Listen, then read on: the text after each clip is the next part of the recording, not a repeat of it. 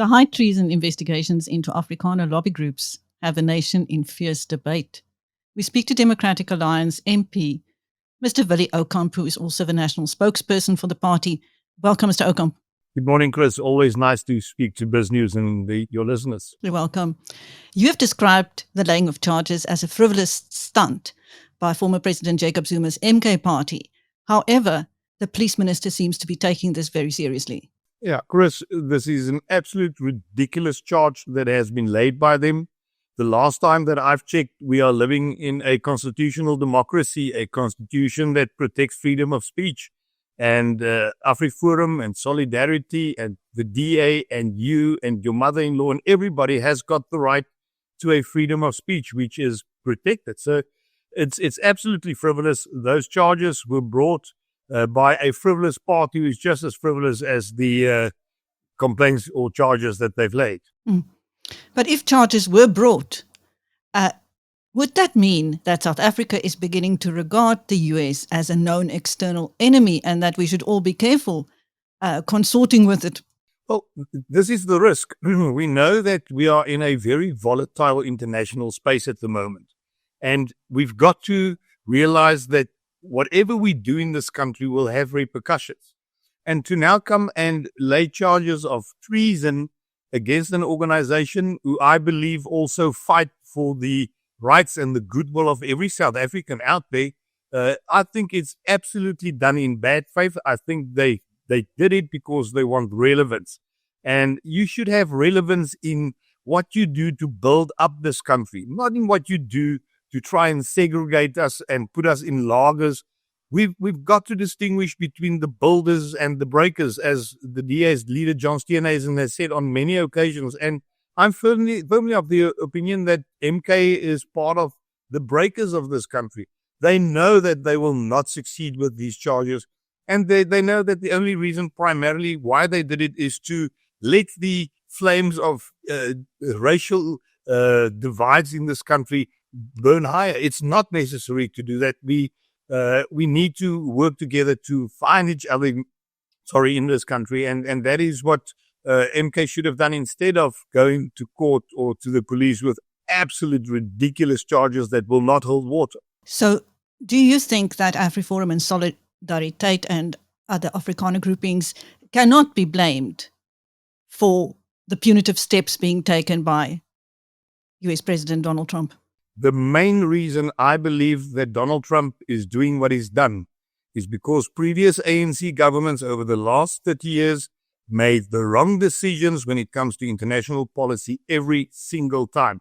We chose the side of Russia every time. We had war exercises with Russia and China on numerous occasions. We chose the side of Hamas and Iran. And when you say you're going to be neutral, as our government said with regards to the Ukraine war, which we know they weren't really neutral, then you've got to be a neutral country with all the conflicts that are out there. But on 7 October, Hamas attacked Israel. Thousands of people were killed. Thousands of people were taken hostage. And what did our government do? They did not stay neutral. They immediately defended Hamas. They tried from their side to get Iran to become a member of BRICS. Iran is a country that clearly states that the United States of America is their arch enemy. So if you do all those things over a number of years, do you think that that country will keep on supporting you? And I think that is the main reason. So a lot of people are clouding what's happening currently and are trying to shift blame and put it in front of the desk of AfriForum and Solidarity and other groups, whilst the main reason why we are where we are is due to the wrong decisions of the ANC government in the past. Not only international policy, but also local policies where they've definitely shown that they are a corrupt organization that really did not work to the best interest of this country. We need to change that. We need to turn that around. From the Democratic Alliance's side, we have sent numerous delegations to Washington over the years. And the message that we brought out there was every time was, please do not think that South Africa is only the ANC. South Africa is far more than the ANC. And we said to the United States the delegations that we saw over many years that there will come a day where the ANC will not govern alone anymore. And last year we saw that. We are now in a government of national unity. It is absolutely extremely difficult to handle things because everybody's got to learn how to trust each other, how to not have all the power you used to have, and in a certain sense to now have power that you've never had. And in that scenario, we've got to find each other. But things like international policy are is one of those things that the ANC must realize that they do not govern alone anymore. And if they want this government of national unity to work, they must come into this GNU, boots and all, and allow their partners to also have their say, our say, in things like foreign policy. And that is the main reason. So for the ANC to try and deflect from this, I think is disingenuous. The main reason are the ineptness of ANC governments in the past. Realistically speaking, what are the chances of this GNU being able to change foreign policy to the point that it would appease the US? You used the word allow. The ANC would allow its partners.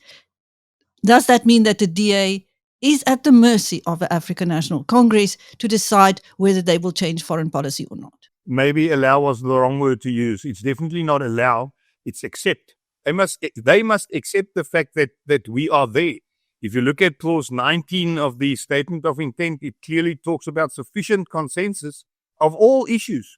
And you cannot isolate foreign affairs and international relations and say, sufficient consensus, but not on this. This we will keep apart. It's not how it's going to work. And the Democratic Alliance will definitely not accept that. So it's a matter of they must realize that they've got to work together. I think we saw that, Chris, in the budget. You remember that Bella, the Expropriation Act, and the NHI were all three acts that were passed in the previous parliament when the ANC still had a majority. What we saw on the 19th of February when Minister Enoch Godongwana did not deliver his budget speech was the first time that this government of national unity, after the elections, had something on the table that they collectively had to agree upon. And the Democratic Alliance just said, we do not agree with a 2% VAT increase. And our leader, John Steenhuisen, made it very clear that we will not support that. To such an extent that the Speaker of Parliament had to postpone that meeting. I think that was a very good realization for the ANC, and reality struck them that day to realize that maybe the previous stuff that was voted through the previous parliament, they could have steamrolled over. And from the Democratic Alliance side, we tried our utmost best to get those acts in such a way that it is the best that we could have done. But now, from here on onwards, the ANC will require us, and we made it clear to them that they must come with policies that will be to the benefit of this country and its people. Otherwise, we will not support them. So you do believe the DA has the power then to sway the African National Congress to walk back on historic foreign policy stances? Well, we've got the ability to try to persuade them. I think if you look at what's going on, the ANC realizes that the world order is changing in a big sense, and President Trump, whether you like it or not, he's there. He always normally does what he says he will do. And if you are not going to adapt to that, you are going to be left behind. We need to adapt to that. We need to, from South African side, show that if we are neutral, we truly are neutral. Look at India. India is also a member of BRICS. But India manages to have a discussion with Russia without calling them our friend. India is welcome in the United States.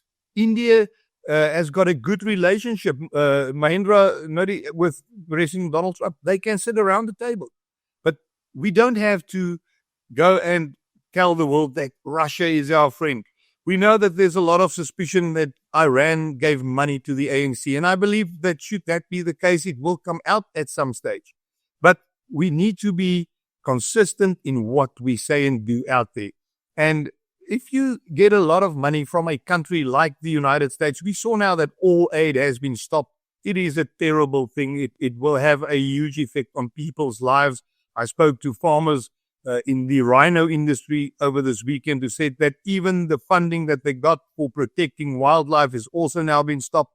So it's over a wide spectrum that we are going to lose aid now, and we must try our best to get that back. But Chris, the main thing here from the United States side is that whoever is going to make decisions from the US about South Africa must have the correct information on the table. Because if we are going to lose AGOA, it will have lasting and devastating consequences for a lot of people in South Africa, especially our commercial farmers who export their products to the United States without having to pay the import taxes on that.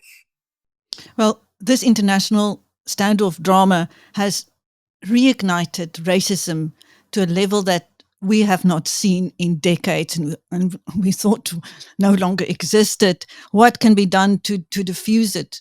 Really? Yeah, it's a pity, but unfortunately, racial logos has in certain areas been drawn up again. And that is why I said in my statement yesterday, now is the time for cool-headed leadership, cool kop leierskap.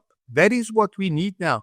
We need people that does not go to the extremes. We need calm, and we need to build on the hard work that we as a nation has done over the last 30 years to reconcile with each other, to find each other, to realize that we are all together in this country, and for us to make this country work, we must all work together. And I think that that is the message that should go out there. We should not continue or should not do anything that polarizes us as a nation of different cultures, different languages, different areas that we stay, but still members of one South African nation. Now, there's been a lot of focus on the rights of minorities at the moment.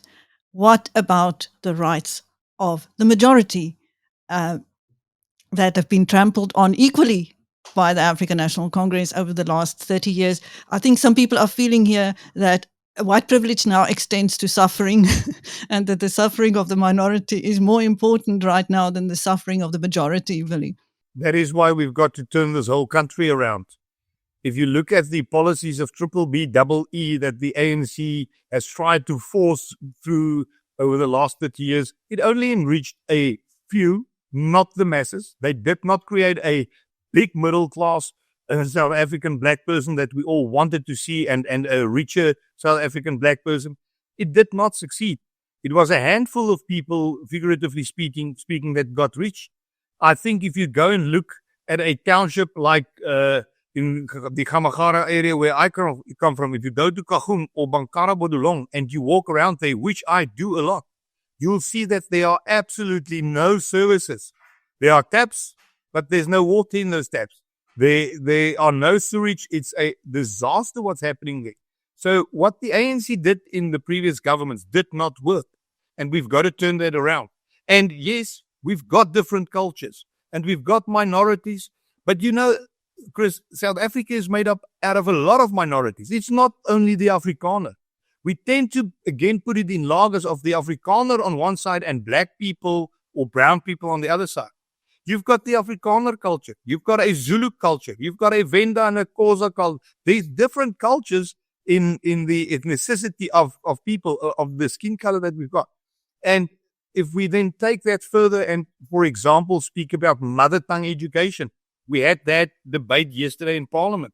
Your language is as part of your culture as your forefathers are. And we need to expand on that. We need to make sure that every cultural group, every language in this country are protected and enhanced as our constitution claims. And unfortunately, the ANC did not do anything to enhance those individual cultures. It's one thing to say unity in diversity, but we only concentrate on the unity part and not on the diversity part, not on the fact that we can all work together, although we come from different backgrounds. But that can only happen if you admit that there are different backgrounds and different cultures and different languages. And it is very important to protect the rights of minorities and majorities, but the one should never be protected at the cost of the other one. Thank you. That was Democratic Alliance MP, Mr. Willie Aucamp, speaking to Biz News, and I am Christine. Thank you, Willie. Thank you very much. It's always nice to speak to you. You must have a wonderful day.